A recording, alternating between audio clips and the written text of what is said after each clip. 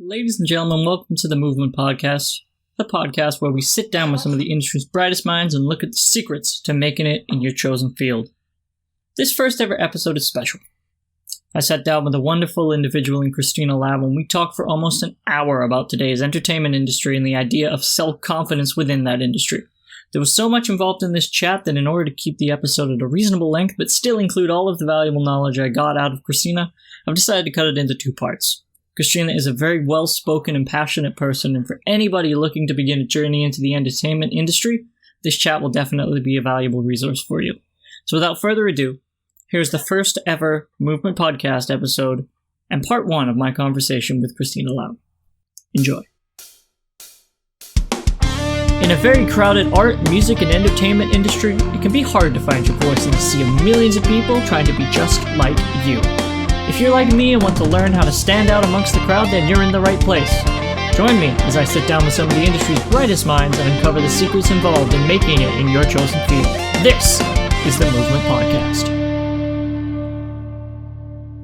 Ladies and gentlemen, welcome to the very first episode of the Movement Podcast. This podcast sits alongside the launch of an exciting new community called The Movement. We aim to connect artists with the people that can help them further themselves in this crowded industry and sit down with some of that industry's brightest minds and shed some light on where people go to live out their dreams.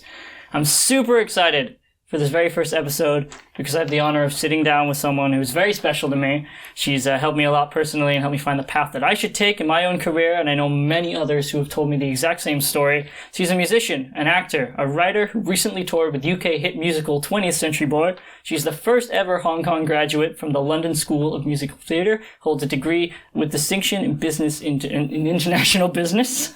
Film credits include Sick to My Bones, May You Never Die, Once Upon a Time, Thin Walls. She has theatre credits in 20th Century Boy, Dim Sum Nights 3, Nancy Oliver, and Miss Lavette. She has done advertising campaign with Nike, Tony and Guy, Claritin, Quaker Oats, and KY, among others.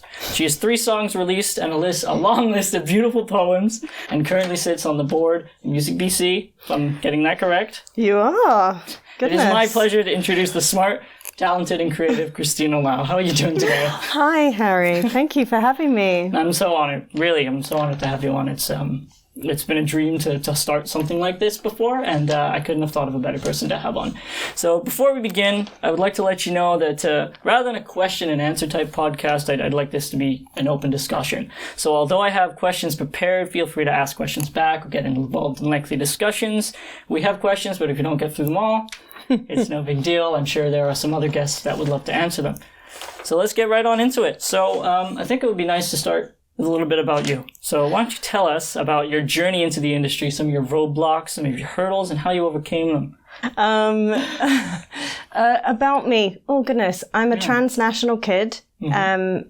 I am Eurasian. I don't know if you call that, if you say that you're Eurasian here. I say Eurasian. So I'm European, Asian, mm-hmm. I'm Chinese, Nepalese, and British, Polish. I'm very proud of kind of country hopping and being a citizen of the world as much as I'm allowed. For sure. I spent the majority of my time in Hong Kong, actually. So Hong Kong is my home. Okay. And I always like to say I was born there and reborn there because I was obviously born there. That's step one. Coming to life for the first time this time around. Okay. And I then, after I did my first degree, I realized that I really, really just wanted to pursue music, and I'd just been too afraid to before that.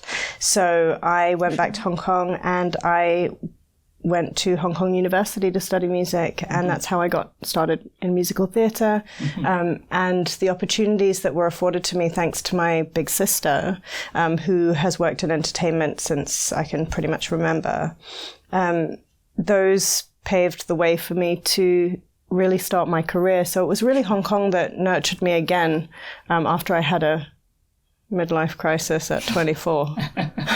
It's interesting that you mentioned that you were too scared to get into music, and it was kind of your sister and everything that pushed you in to really get going with that. I feel like there's a lot of people who really have that same mindset in a way, where they're just scared to get going. Yeah, I had extraordinary stage fright. I was not a good singer, not at all a trained singer. It's not in my family, although my parents, even though they'll probably disagree are actually very musical. They're very talented, very creative people.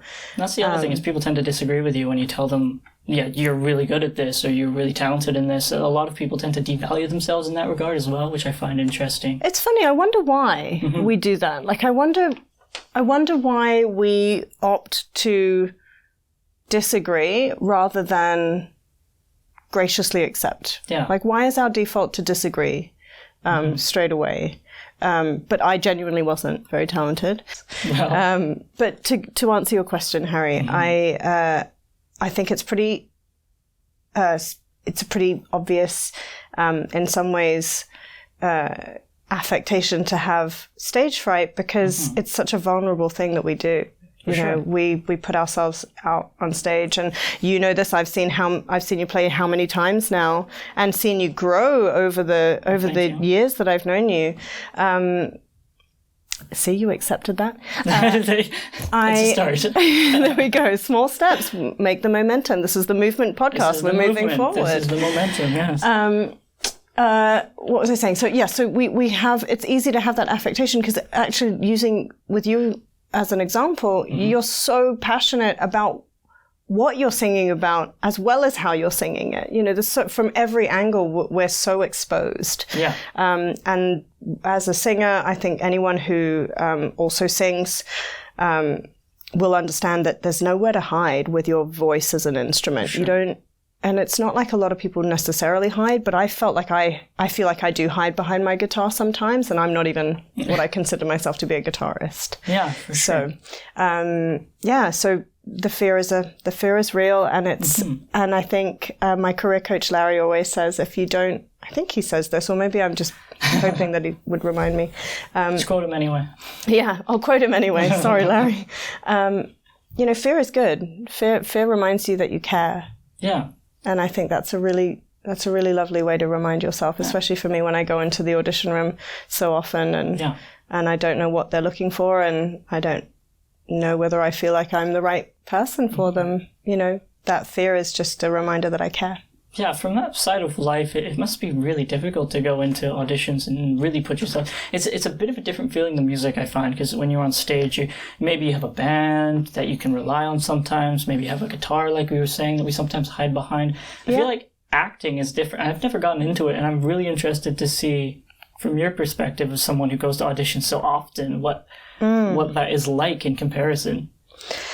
Goodness, that's a big question. Yeah, it's a great question because I actually do think that all singers and performers should take acting and improvisation classes. I just think that it's so instrumental, excuse the pun, to good storytelling on stage.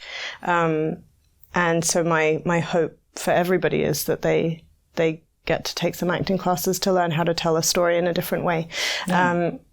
Walking into a room, as an actor, I think I train with Jeb Beach and Associates down in Beatty Street, just downtown here in Vancouver.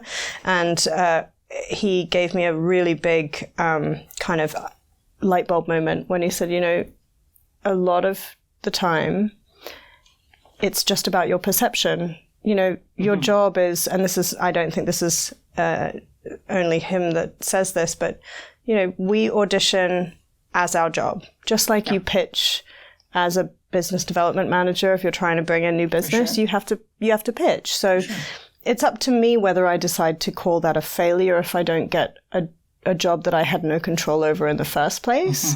I personally think it's part of my job. Yeah. It's an interesting perspective. Yeah. Is that maybe, I don't know, you don't have the right hair color. It could be something as simple as that they're just not looking for, right? Could be that you're too short. I've heard from casting directors it could be that you look too similar, or like, you know, if it's not in the story, and I think this is changing. I think our tastes as audiences are changing a lot.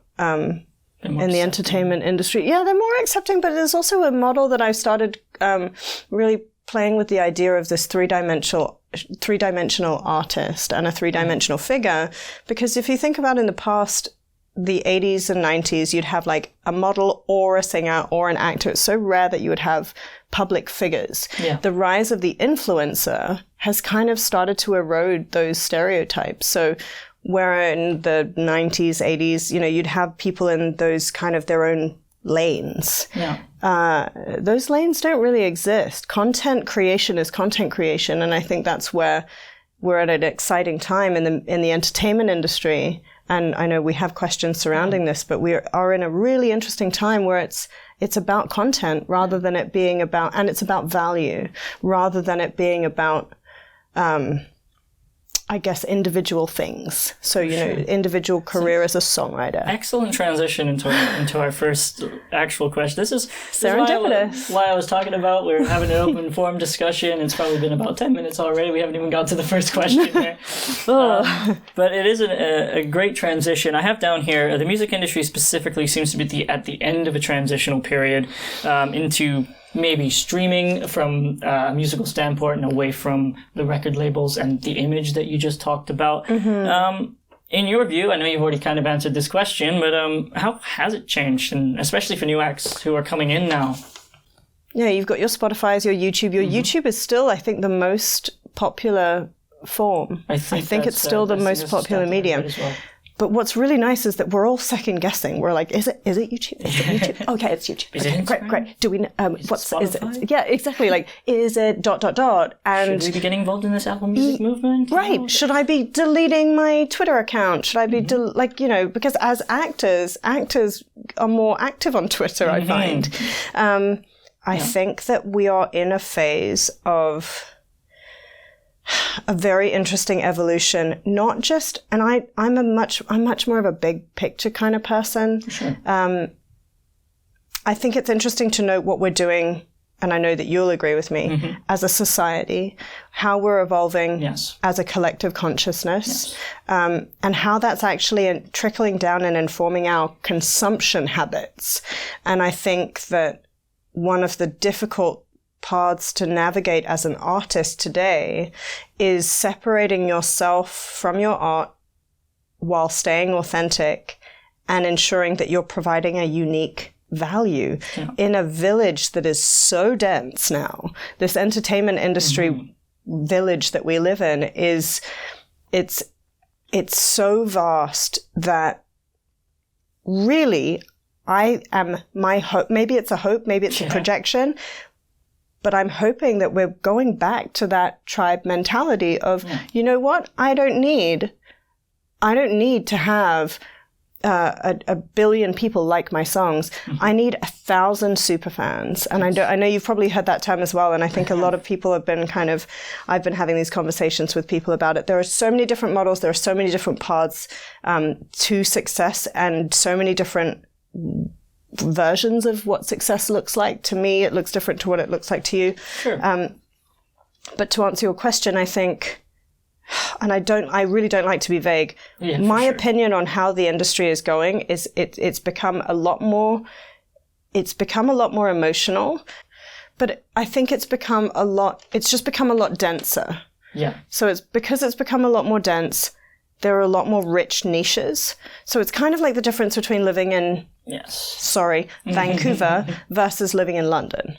It's incredible from that side of things, how much we have in Vancouver. And it's interesting you say all these niche markets, because that seems to be, again, as much as I don't like to talk bad about anything, I don't think Vancouver really has one set music group. It's just maybe over here. I hope it never does. A bunch of rap people, maybe a bunch of rock people. And I don't know if I see that as a good thing or a bad thing. I think it's a great thing. Oh, I think it's a great thing. I think if we had one sound, it would be a travesty. I didn't answer the question, did I? What do I think's happening with the industry? It's moving. It's doing something. What's happening with the world, Harry? What is happening with the world? According to those changes, kind of, that we talked about, how do you see musicians and artists developing sort of a greater entrepreneurship? I think we kind of touched on that a little bit. Okay, so practical time.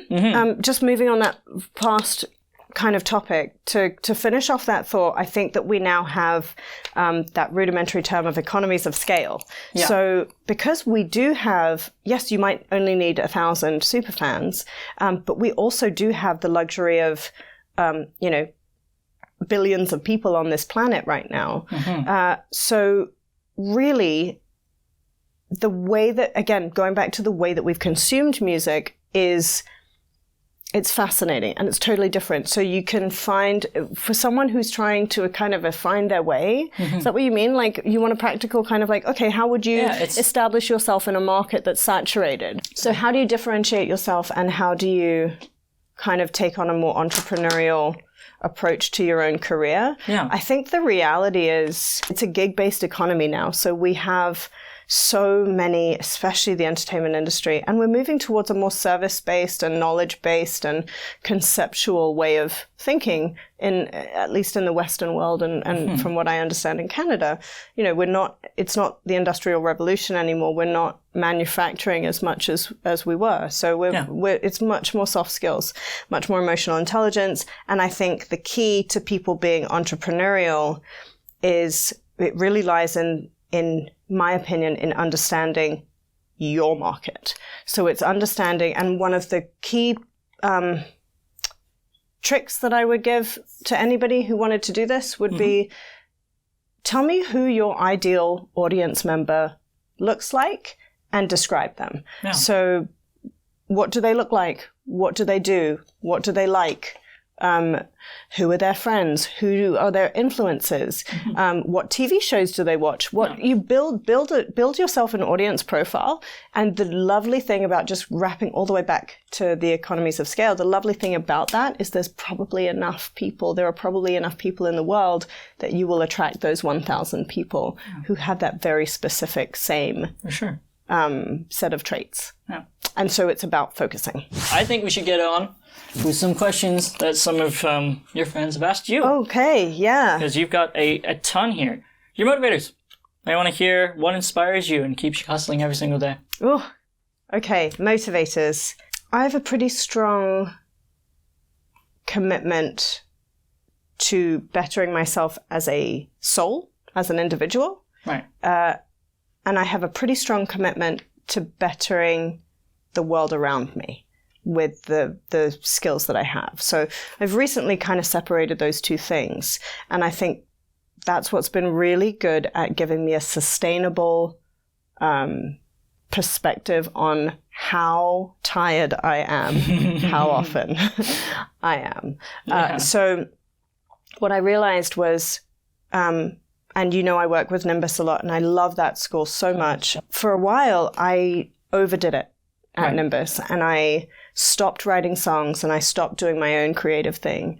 And I was just there for everybody who needed me, more than they needed me, because I just wanted to make sure that I was giving them everything I possibly could. Yeah. What happened was it depleted me as an artist. And when that happened, I wasn't achieving what I believe my soul progression is. So in order to kind of rectify that, I looked at these two things and I said, well, I do have an obligation to myself to leave this earth a better human being, given all the opportunities that I have, so that my next time around, I can do even greater good.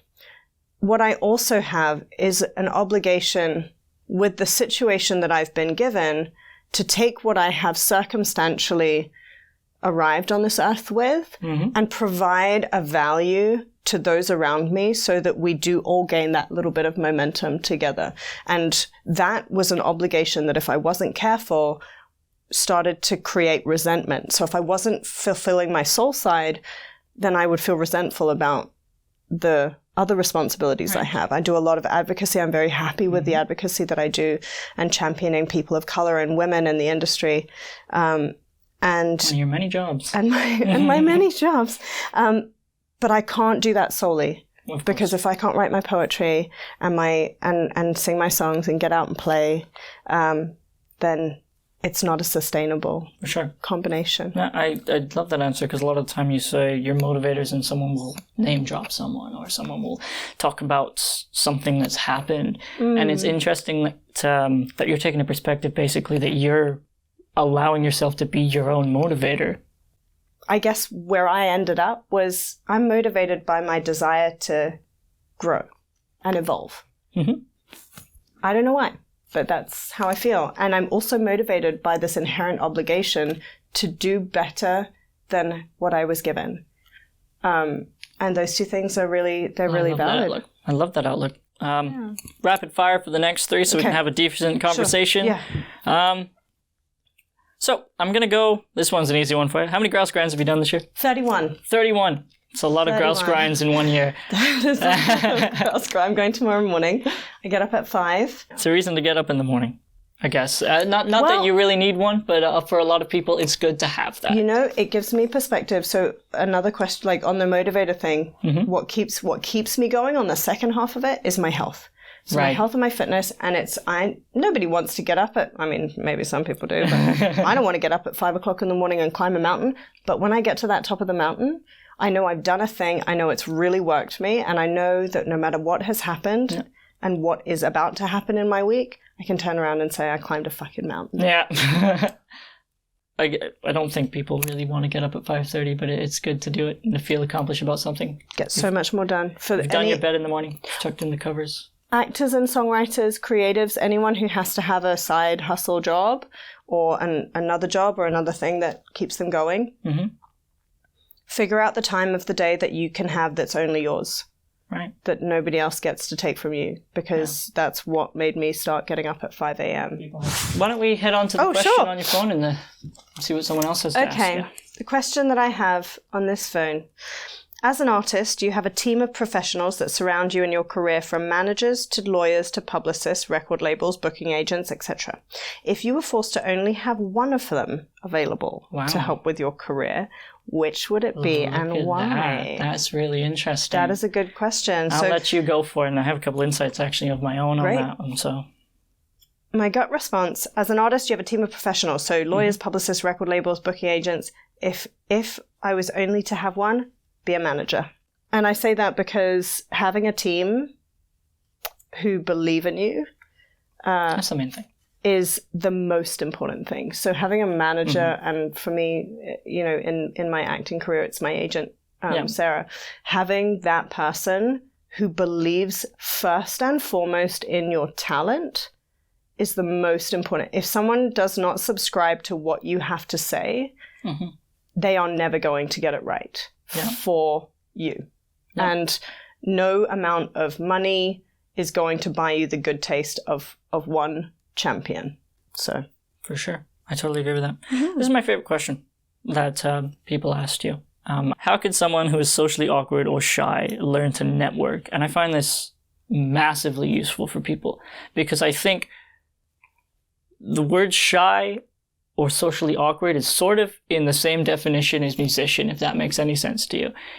I do know that there are a lot of people who are shy, socially awkward, and I think potentially a greater percentage in creatives, just like there's a greater percentage, latest research is showing with creatives and depression, creatives and you know, having a slightly different disposition. What I will say about the networking side of things, I have a little bit of an issue with the word networking. Right. And I don't think that I think that's my own projected insecurity about the word networking. People in the past have said to me, you are so amazing at networking. And I've taken offense, because I've thought to myself, well, to me, that was just me making friends. Right. That was just me being authentic. Right. But I don't want to discount the value of a network. A network. Of and because you can, it's almost like I get too caught up on the semantics of it. And so I say, well, I don't really want to network. But the reality is, if I called it community building or brunch, what's the difference? The difference is how I'm choosing to perceive it, right? Yeah. And that maybe allows somebody who's a bit more shy or socially awkward to view it differently, maybe in a way. I don't know. Look at your perception. Look at your perception of the word networking. But I think more importantly, if someone is socially awkward, feels like they're socially awkward, and wants to get out to become a part of a group of people, really what I'm hearing when most people tell me that is they want to be part of some like-minded group. There are two ways of looking at it. Yeah. One, become a magnet. So instead of asking what can I put out there? Think about what's attractive about you. Right. And for me, the second thing is, instead of thinking, what can I get? Think, what can I give? So there you have it, ladies and gentlemen. Part 1 of my chat with Kristina Lao. Make sure you tune in back next week for part number 2. Kristina joined the movement. Now it's your turn. Thank you so much.